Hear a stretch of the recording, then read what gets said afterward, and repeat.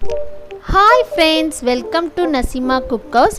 இன்னைக்கு north Indian special ரிச்சான recipe Sultani dal எப்படி செய்கிறதுன்னு பார்க்கலாம் வாங்க. நான் 50 கிராம் தோரம்பருப்பு எடுத்திருக்கேன். உங்களுக்கு எவ்வளோ தேவையோ அந்த அளவுக்கு தோரம்பருப்பு எடுத்துக்கோங்க. இப்போ கழுவி வச்ச தோரம்பருப்பில் 2 கிளாஸ் தண்ணி ஊற்றி உப்பு தேவைக்கு ஏற்ப, மஞ்சள் தூள் 1 ஸ்பூன், குக்கரை மூடி 6 விசில் விட்டுருங்க.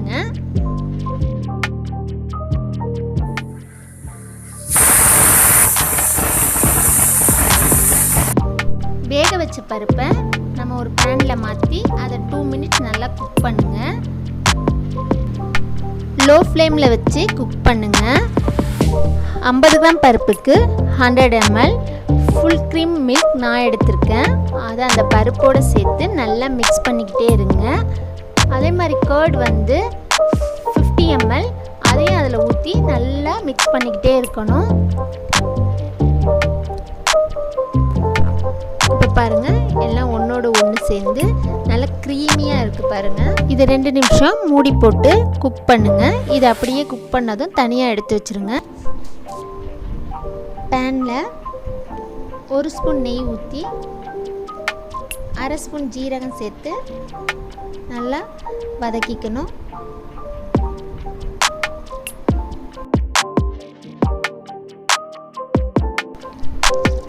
நறுக்கிய வெங்காயம் போட்டு நல்லா வதக்கிக்கணும்.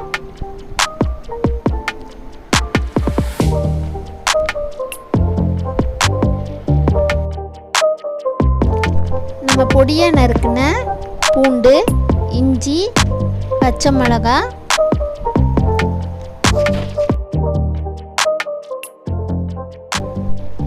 ரெண்டு காஞ்ச மிளகாவும் சேர்த்து நல்லா வதக்கிக்கோங்க.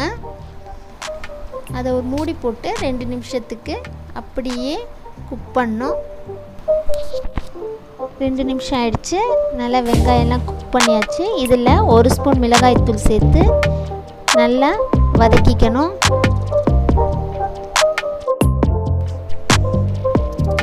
தேவைக்கேற்ப உப்பு சேர்த்து நல்லா குக் பண்ணோம்.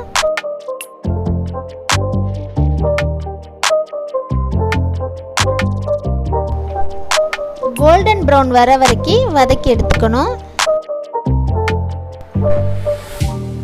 நம்ம எடுத்து வச்சிருக்க தாலோட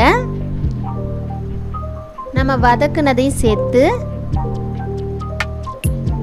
2 ஸ்பூன் ஃப்ரெஷ் க்ரீம் ஊற்றி நல்லா மிக்ஸ் பண்ணி எடுத்துக்கோங்க. நல்லா மிக்ஸ் பண்ணணும் எல்லாத்தையும் சேர்த்து ஒன்றா.